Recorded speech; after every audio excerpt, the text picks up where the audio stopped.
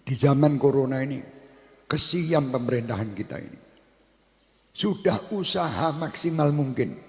Diatur seperti apa, terus aja dikotak-atik, kotak-atik. BPJS naik, Beb. Ini BPJS ini mengganggu. BPJS yang mudahnya yang nomor piro. Ini cara nalar akal loh, saya bukan ngewang-ngewang ini. Ini nalar akal. BPJS yang kelas berapa toh yang naik? Kelas berapa naik? 1, 2 ya? Kelas 3 enggak ya? Kelas 3 yang gak wong kiri ya? Orang muda ya? Ya. Oh, berarti BPJS yang kelas 3 itu tempat orang miskin-miskin tidak naik. Tempatnya orang kaya-kaya naik. Ya wajar no. Orang sugih-sugih diundake wegah. Rumangsa awake miskin terus. Lah kalau tidak mau ya jadi orang miskin baik kelas 3. Tidak mau masuk kelas 3, maunya masuk kelas 1 tapi tidak mau diundake. Jadi sing bengak-bengok kuwi sing sugih apa sing miskin? Sing sugih sakjane. Cuman make orang-orang miskin. Ayo, kowe ngamuk. BPJS kok diundake. Nek nalar loh, saya tidak tahu. Saya tadi tanya juga sama BPJS. Yang naik itu nomor berapa? Oh ini. Oh ya berarti wong sugih-sugih no sing ngamuk ini. Bukan yang miskin. Lah kok miskin ini ngamuk melu? Ya dibayar. Lah kalau misalnya contohnya BBM aja. Ini sekarang nalar loh. Saya tidak ngewang-ngewangi oh jauh-jauh mbok jak. Wah, saya ini wongnya pemerintah. Oh, nah ini cara nalar. BBM naik itu yang beli BBM itu sing akeh wong sugih apa wong kiri? Ayo nalar akal loh, saya tidak ingin. Kebanyakan orang kaya. Orang kaya itu punya mobil 10. Wong miskin duwe sepeda motor Super Cup tahun 2000 sebelum lahirnya Veron. Wis kuwi bane nganggo ban apa ora paham ini. Itu 1 liter bisa setahun. 1 liter setahun. Jadi kalau sampai BBM naik 1 liter setahun kan tidak pengaruh sama yang miskin-miskin. Kalau sama yang sugih 1 mobil membutuhkan 100 liter tiap hari dia harus beli. Lah diundake nesu. Nah, sing nesu sapa sing sugih. Cuman yang dipakai umpan yang miskin. Menurut nalar lu, aku orang ngewangi pemerintah, orang ngewangi rono-rene aja nesu. Kowe nek sing anak Habib ini apa ini? BPJS naik, Habib mengikuti lu. Bukan saya mengikuti, ini saya memberi pelajaran kepada wong sing miskin. Genahe sing dirugekke sapa to? Awakmu apa sing sugih? Sing sugih ben sugih dedet tok. Punya duit membayar BPJS 1 bulan 500 juta ya karepmu ora ya melu kelas 3. Selesai. Orang gelem kelas 3, kelas 1 tapi kepinginnya tidak naik, tidak ini. Lah orang sugih ini kadang Masya Allah. Wong sing duwe pabrik. Pabrik punya mobil tanker 5, mobil ini butuh bensin setiap hari 5.000 liter. Lah bensin dinaikkan nesu. Padahal orang kere sehari tadi setahun 1 liter. Paling makan gon pengajiannya Habib sana. Lebih nanti bahan-bahan naik. Kita tidak pernah tergantung dengan bahan dan tidak pernah tergantung dengan dunia. Kita tergantung sama Allah. Maaf ngapunten nih. Waktu rokok naik dulu zaman saya ngerokok. Rokok naik, geger kabeh. Iki piye bisa tuku rokok mana? Ben karepe. Aku ya ora pernah urusan rokok muda karepmu ora muda karepmu, sing penting aku njaluk Gusti Allah. Saya minta sama Allah, ya Allah berhubung rokok naik, rezeki saya dinaikkan juga lah. Delalah yo naik rezeki saya. Setiap hari ada orang ngirimi rokok sak selop. Jadi murah tuh. Ndak bayar. Ya nggo Habib tok, nggo sing liyane ya teko nggonku engko tak kei. Wong aku dibagi ini karo Gusti Allah sak selop kan bagi karo awak-awakmu. Loh misalnya seperti itu gitu loh. Jadi orang itu kalau semua gondelan sama Allah, syukur semua atas nikmatnya Allah, wis enak hidup itu. Tidak ada hidup susah bagi orang yang syukur. Siapa yang susah itu orang-orang yang tidak bersyukur. Wis duit-duit sak mono akeh, kon bayar iki wegah, kon bayar iki wegah. Terus kok golek-golek. Wah, pemerintah kita ini begini, pemerintah kita begini, pemerintah itu tidak adil, pemerintah Allah kakean lambe. Kowe iki sudah bingung. Jangan bingung, ini sudah dijalankan seperti permasalahan COVID-19. Saya mau berterima kasih kepada Wali Kota Surakarta, Bapak FX Rudi. Terima kasih. Karena beliau telah berikhtiar yang luar biasa untuk bagaimana menyelesaikan COVID-19 ini. Ayo kita kerjasama sama beliau. Saya lihat beliau ngalor ngidul. Terima kasih. Bukan cuma COVID-19 dalam kegiatan-kegiatan kita di kota Solo. Ayo kita Masya Allah berterima kasih sama beliau. Kita berterima kasih dengan Pak Ganjar gubernur kita itu. Yang luar biasa. Beliau berusaha semaksimal mungkin, tidak tidur di malam hari. Siang hari terus sibuk bekerja guna apa? Guna untuk menyelesaikan masalah ini loh. Tapi bagi orang-orang yang kadang Masya Allah di HP ini setiap manusia punya. Dibikin kacau setiap hari manusia buka HP beritanya mesti elek. Padahal mereka sudah berusaha. Mereka sudah ikhtiar. Dan kita berterima kasih kepada Bapak Presiden kita. Berterima kasih kepada menteri-menteri kita. Berterima kasih kepada dewan-dewan kita. Berterima kasih kepada TNI dan Polri kita. Berterima kasih kepada ulama-ulama kita yang menyejukkan supaya orang itu tidak stres. Dan saya menghimbau kepada semua yang mengirim berita-berita hoax, berita bohong di HP. Kalau niat kalian itu niat yang jelek, tapi pasti orang yang kirim berita hoax itu pasti dia orang yang punya niat yang jelek. Kenapa kalian harus menakut-nakuti bangsa ini?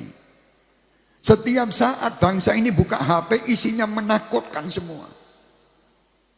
Seorang ibu hamil meninggal gara-gara COVID-19. Tidak perlu diberitakan. Malah saya menghimbau dan mengajak pemerintah pusat maupun daerah.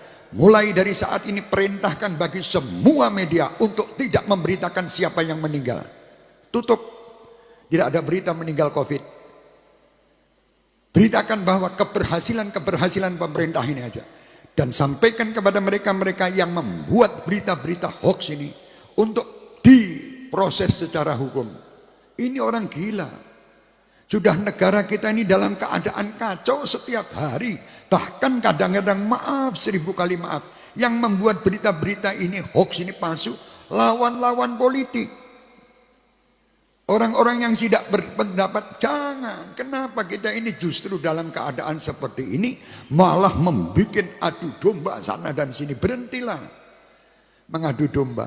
Jangan mengadu domba. Syukuri Indonesia ini luar biasa. Syukuri. Saya himbau juga pemerintah kita, jangan takut hadapi orang-orang yang kira-kira ingin menghancurkan Indonesia. Singkirkan mereka. Kami sebagai warga negara Indonesia cinta dengan Indonesia.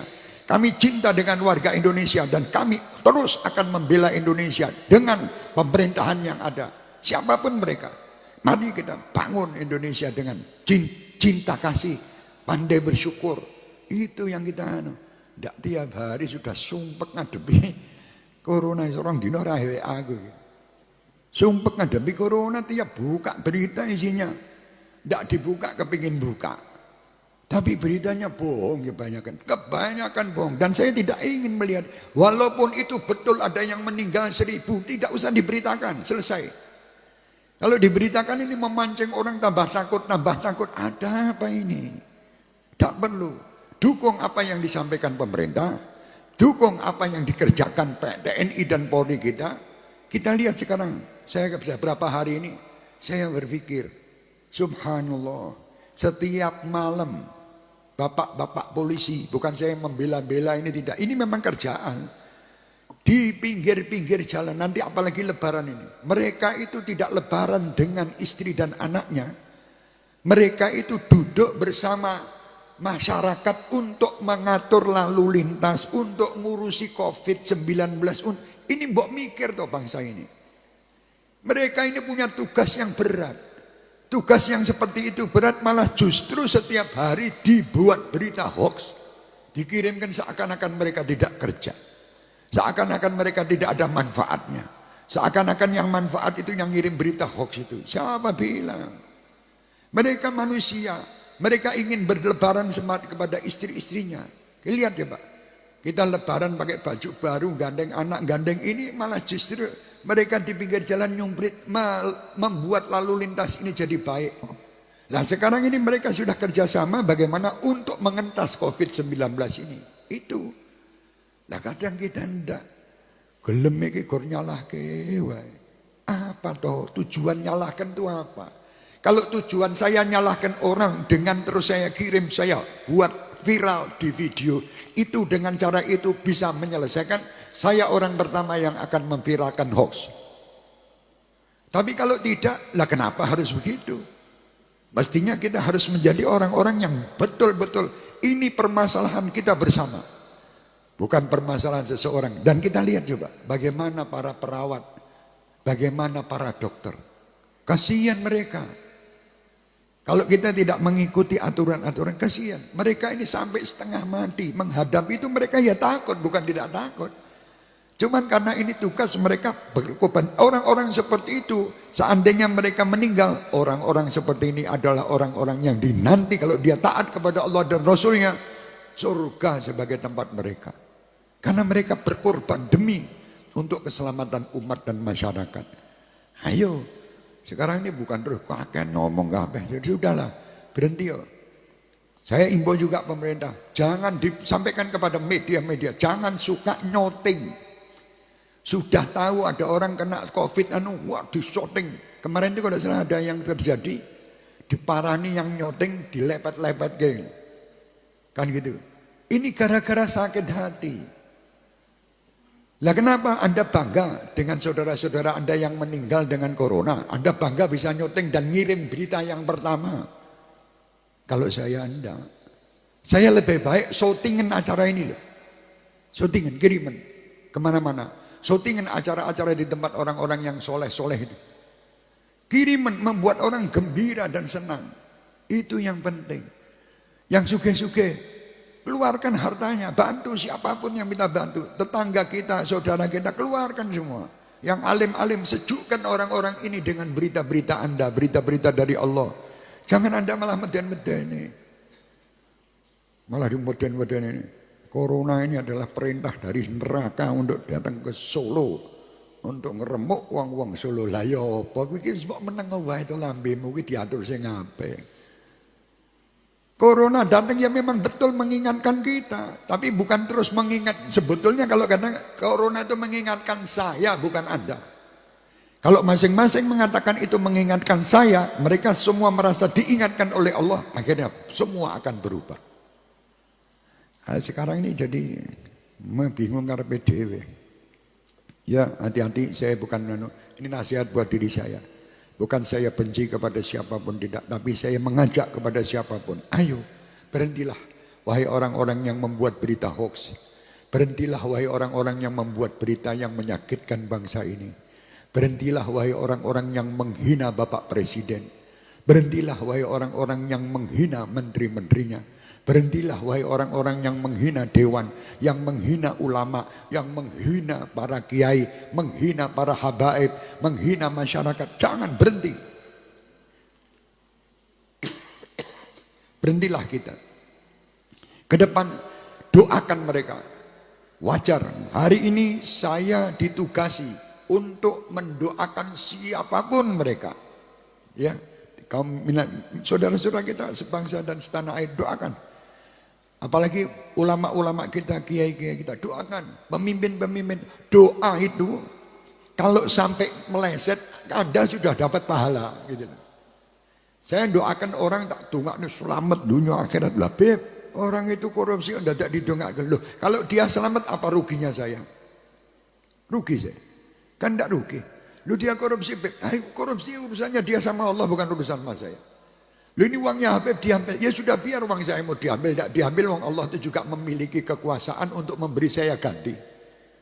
Kan selesai, kalau punya pikiran seperti itu. Tapi kalau punya pikiran yang menyalahkan terus, tidak akan selesai. Permasalahan tidak akan selesai dengan saling menyalahkan. Permasalahan akan selesai dengan saling memaafkan dan saling bekerja sama untuk membangun kembali semua yang salah, hapus, tutup, dan yang akan datang kita harus bersama-sama bareng untuk menjadikan negeri ini baldatun thayyibatun wa rabbun ghafur. Itu